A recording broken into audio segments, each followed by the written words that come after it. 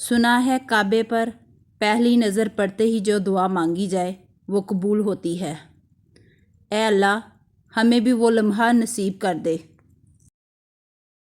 ایک موقع ہمیں بھی دے سفر مکہ کا یا رب، سنا ہے تیرے گھر اور جنت میں کوئی فرق نہیں۔ آب زمزم شفا ہے کہ حضرت اسماعیل علیہ السلام کی ایڑی سے جاری ہوا۔ حاجیوں کے بن رہے ہیں پھر قافلے یا نبی، پھر نظر میں پھر گئے ہیں حج کے مناظر یا نبی۔ اللہ کریم کے نزدیک حج کے ان 10 دنوں سے افضل اور پسندیدہ کوئی دن نہیں، لہٰذا ان دنوں میں لا الہ الا اللہ اللہ اکبر اور ذکر الہی کی کثرت کرو۔ نبی کریم صلی اللہ علیہ وسلم جب کسی کو تحفہ دینے کا ارادہ فرماتے تو اسے زمزم کا پانی پلاتے۔ اللہ کوئی حج کا سبب اب تو بنا دے، جلوہ بھی مجھے گنبد خضرا کا دکھا دے۔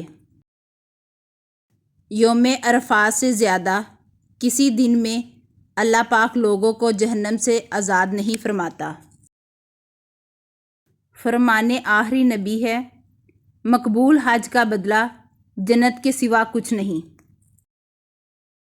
وہ غلاف کعبہ کا حسن، وہ زمزم کا پانی، وہ مدینے کی گلیاں، وہ طیبہ کی ٹھنڈی ہوا، اللہ سب کو نصیب کرے۔ اللہ تعالیٰ کے نزدیک نہایت عظمت والے اور محبوب دن ذوالحج کے 10 دنوں کے مقابلے میں کوئی دن نہیں ہے، اس لیے ان دنوں میں لا الہ الا اللہ، اللہ اکبر، الحمدللہ جیسے اذکار کثرت سے پڑھو۔ جو شخص اپنے گھر سے حج یا عمرہ کرنے کے لیے نکلے اور فوت ہو جائے تو اسے قیامت تک حج و عمرہ کرنے والے کا اجر دیا جاتا رہے گا۔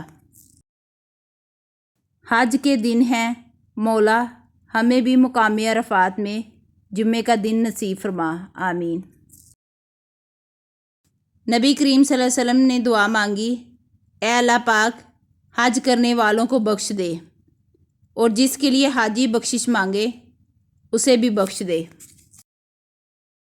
عرفات کے دن پیارے آقا صلی اللہ علیہ وسلم کثرت سے یہ دعا پڑھتے تھے، اللہ کے سوا کوئی معبود نہیں، وہ اکیلا ہے، اس کا کوئی شریک نہیں، اسی کی بادشاہی ہے اور تمام تعریفیں اسی کے لیے ہیں، ہر بلائی سے اسی کی دست قدرت میں ہے اور وہ ہر شے پر قادر ہے۔ تمام اہل اسلام کو حج مبارک ہو۔ اللہ تعالیٰ اس پرنور مہینے اور بابرکت دن کے صدقے ہم سب کو اپنی رحمتوں کے سائے میں رکھے اور اپنے گھر کی زیارت نصیب فرمائے، آمین۔